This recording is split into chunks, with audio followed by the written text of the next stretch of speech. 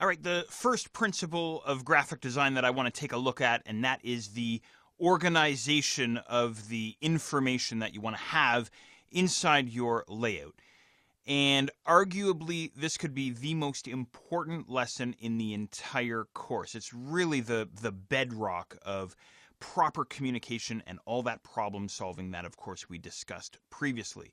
So here we go. Here's a flyer of some sort. Perhaps we're given a flyer in our mailbox, or we're walking down the street and someone hands us a flyer. Consciously or unconsciously, the first question that we have is, what is it? What is this for, and why should I care? And you know what? I'm looking at this, and the more my brain has to process what this is and why I should care and what it's for, the harder my brain has to work, the less interested I become. Have you ever experienced this in life? And you know what? Most ads, most flyers ask too much of the viewer. It's up to you and I as the viewer to determine what the heck it is that we're actually looking at. You know, I have a really quick story. This happened to me yesterday, believe it or not. I'm in the middle of my workday and someone came to my front door, knock on the door. So I go and answer the door. And the woman at the door has a backpack with her filled with books. She looks almost like a teenage schoolgirl almost. Instantly, my brain is processing, who is this person? Why are they at my door? Are they in distress? Do they need help? Is there some kind of an emergency? Are they trying to sell me something? I have no idea. And she says to me, are you the man of the house? Or she said something like, you no doubt are the hardworking man of the house, something like that. And I said yes. And she said, that's wonderful. And then she introduced herself and kind of looked at me blankly. And I said, is there something I can help you with? What can I do for you? And she said, well, we're just going through your neighborhood. We're trying to help people out. And she continued with sort of this blank look. And the longer this went on, the less patience I had. I try really hard to be patient and to not be a mean person, but I'm in the middle of my workday. I've got tons of things to get to, lots of email to reply to, just like everybody else. And the longer this went on, as I say, the less patience I had and the more infuriated I got. Eventually, it got to the point where I said, what is it that you want? What can I help you with? And it turned out that she was selling textbooks, and I wasn't interested. I said, no, thank you, I'm not interested. Then she pressed even harder, making me have to work harder to get rid of her so I could get back to what I was trying to do. And I was thinking of this exact scenario that I was put into yesterday, and no doubt you've been in a similar situation, and applying that to graphic design and applying that to building a layout, building an ad, building a website, whatever it might be, to visually communicate exactly the same thing. If she had have just come out and said exactly what it is that she was there for and how she could help me, then I would have been more receptive. So it's the same thing. We're handed this ad here, and instantly my brain has to go to work. 123 Major Highway Avenue, and then a telephone number, and then please RSVP. And I'm going, what is this? What is this for? Why should I care? Why was I given this? And so on. So let's now take this information and rearrange it just a little bit. I'm just going to slide over to the right just a little bit. Now, this is exactly the same information. It's just rearranged a little bit. So once again, we're handed this in our mailbox or on the street. Instantly, I go, what is this for? What is it, and why do I care? Well, at the very top, usually we read top to bottom, it says, please RSVP by July 20th. So that tips me off that this is some kind of an event or some kind of a party or some kind of a get-together, but it's still making me work way too hard to figure out exactly what this is. I don't find out until down towards the bottom half of this layout that it's a surprise birthday party for someone named John. Okay, so I've had to work way too hard for all of this.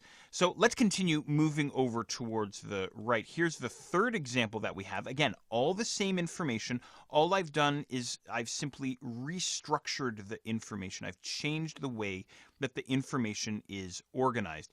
This is much better. You're invited to John's surprise birthday party. Oh, John, I know John. He's a great guy. And it says, please RSVP by July 20th. There's the address, there's the date, and there's a telephone number. I'm given all the information that I need, And right off the bat, I'm told exactly what it is. So in other words, right off the bat, this particular layout has answered the question, what is it? Why should I care? What is this for? It's for John's surprise birthday party. I'm told that right off the bat. Oh, okay, great, got it. Now, the problem that I have with this is that there's too many separate elements inside the layout. We want to avoid having too many separate elements inside of our page or inside of our layout, whatever that layout might be. So I'm going to slide over to the next example here. All I've done is I've taken, again, the same information, and all I've done is I've decided to structure it or group it together. This gives the reader or the viewer an instant visual cue as to how the information is organized. We instantly create order inside the layout. Previously, especially that first example, we had chaos. Now we have order and structure. The proximity of these various layout elements, and they're just simple text elements, of course, implies some kind of a relationship. So, for instance, what I mean by that is at the very top it says, you're invited to John's surprise birthday party, and then there's a telephone number. So, because these two are placed in close proximity, we're implying to the reader or to the viewer that these two items are connected in some way. And the same holds true for the content down towards the bottom. We have the address, the date, and the please RSVP date. We're putting these three elements together, and that implies that they are somehow related to one another. Okay? So, group elements together in some kind of a logical order. That's really the point that I'm trying to make here. Elements that are intellectually connected should be visually connected. But can we organize this layout in a better way? Is there a better way to structure this particular layout that makes more sense logically? Absolutely. I'm going to move over to the fifth example now. Now what I've done here is I've said, all right, you're invited to John's surprise birthday. That answers the question, what is this? What is this for? Why should I care? And I've then taken the same information and structured it in a more logical fashion. So this is what it is. This is when it is. This is where it is, and then some additional information. So items that are not related to each other should not be in close proximity to one another. And the other point that I want to make here is that the information should be structured from the most important piece of information to the least important piece of information. So in other words, what is it? That's the most important piece of information. And then way down at the bottom, we have the RSVP telephone number, the least important piece of information. Now, another issue that I want to bring up here is, where is our eye led? As the viewer, where is our eye led? Well, if you were handed this or if you pulled this out of your mailbox, instantly you'd look up here, then you'd look down here, then you'd look back up here, and then maybe you'd look back down here, and then you might actually read all the information. Have you ever paid attention to this when you look at an ad or you look at a magazine layout or something? Where is your eye led? It's a really cool exercise. Usually what happens is viewers' eye bounces around a little bit inside the layout to kind of get an overall sense of the layout, sort of scanning the overall layout, and then we go back and actually read the content to understand exactly what it is. So something like this, my eye personally is led to the top, then down to the bottom, then back to the top, then back down to the bottom, and then finally I go back to the top and I read exactly what it is, and then I go back down to the bottom and I find out some additional information about this particular event. So I hope that makes sense. Now, what you can do is you can control the path of the eye if you want to. So perhaps doing something like this. So what is it? It's John's birthday. When is it? Then our eye is going to bounce towards the center and then down towards the bottom. So for yourself, where was your eye led when you first looked at this, when I first pulled this up on screen? Likely what happened is your eye went from the top to the center to the bottom and then back to the top.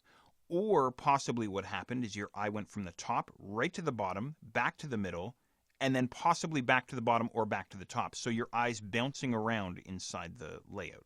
Okay? In any regard, I hope this is making sense. Now, here's a quick metaphor that I have for you related to organizing information. We've all been to family get-togethers, we've all been to parties, we've all been to wedding receptions, things like this. What's really interesting about these sorts of events is you instantly know what people fall into what groups. Let's say you're a stranger and you walk into a wedding reception and you just look around the room. Instantly, you know who's friends with who. The older generation usually groups together.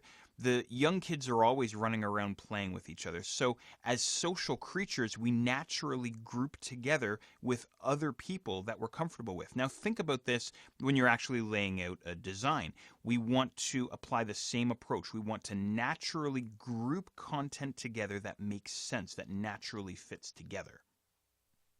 Here's an even simpler example for you. Earlier on, I said that graphic design was a lot like putting together a puzzle, and a lot of times people will just dump out all the puzzle pieces and move them around on the page until they kind of look good.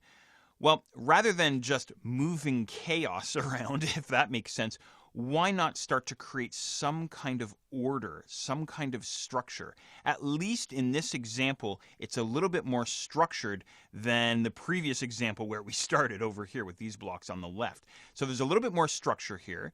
But we could take this idea of structuring the information and we could take it even further. We could do something like this.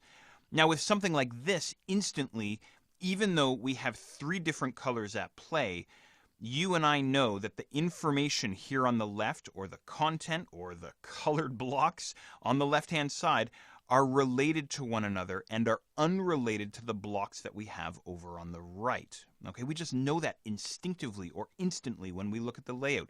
Even though we don't have all the same colors grouped together, the blocks being grouped together implies that relationship. And we could do something like this. We could move some content over to the right. Now the 4 blocks on the right are somehow connected. We don't know exactly how. It could be the information that they contain or the type of content that they contain. Maybe it's photographs or something like this. And they're separate. They're completely different from the information or the content that we have over on the left-hand side. Now, of course, if we really want to create structure and order, what we could do is we could start to group things together based on the type of content that we have. So in my quick example here, using these colored blocks, we could structure it something like this. Okay? So what I'm trying to really nail down here for you, and why I think this is the most important exercise in the entire course, is I really want to encourage you to see your designs and see your layouts from the viewer's perspective. Again, think of yourself. Don't come at it from your perspective. You know all about your business or the ad that you're creating the business for. You know how the business works. You know about the products. You know about what payment methods you accept. All these different pieces of information. You know that already, but the viewer doesn't. So the best way that I've discovered to overcome this is I use myself as my own guinea pig. So I imagine that I'm being handed this flyer and I go, what is this for? So my first question when I'm building a layout is, what is it? I'm trying to see it from the viewer's perspective. What is it and why should I care? And then I might start asking questions if I'm interested. For example, I know John and I'm really excited that he's having a surprise birthday thrown for him. Then I want to know, when is it? Or where do I go to get it in the case of a product? If it's a product that I want, where do I go to get it? And then I might ask, how much does it cost? These are really fundamental, basic questions. From there, we might start to get a little bit nitty-gritty. Is there an RSVP? Do I need to phone ahead of time? What methods of payment do they accept? Again, in the case of a product, how long will it take for the product to ship to me? What's their return policy? These sorts of things. Now you can get more and more and more refined, but really the fundamental issue is, what is it? Why should I care? When is it? Or where do I go to get it if I'm interested? And how much does it cost? That's usually sort of the fundamental questions. Next time you're walking down the street and you see a sign or a billboard or some kind of a placard out on the sidewalk, you'll find yourself asking these questions, and they're fundamental questions to graphic design.